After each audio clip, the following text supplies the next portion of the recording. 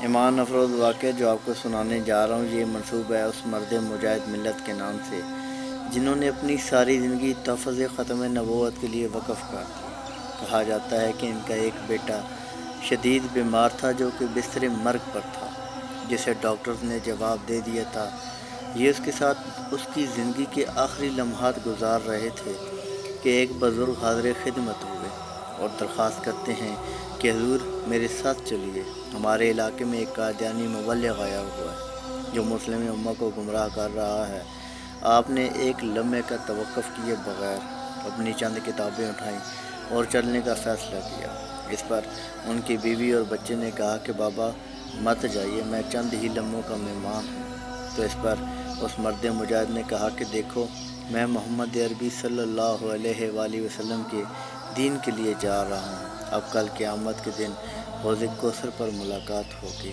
یہ کہہ کر یہ مرد مجاہد چل پڑے۔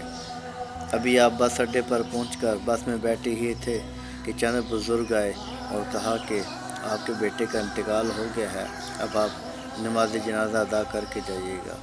تو اس مرد مجاہد نے اپنی برستی آنکھوں کے ساتھ مگر مضبوط لہجے میں کہا کہ نماز جنازہ فرض کفایہ ہے اور محمد عربی صلی اللہ علیہ وآلہ وسلم کے دین کی حفاظت اور مسلمانوں کو گمراہی سے بچانا فرض عین ہے۔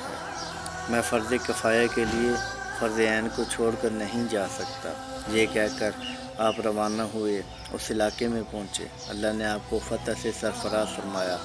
وہ مبلغ قادیانی شکست خوردہ ہو کر وہاں سے بھاگ نکلا اور وہاں علاقے کی ساری فضا تاجدار ختم نبوت کے نعرے سے گونج اٹھی۔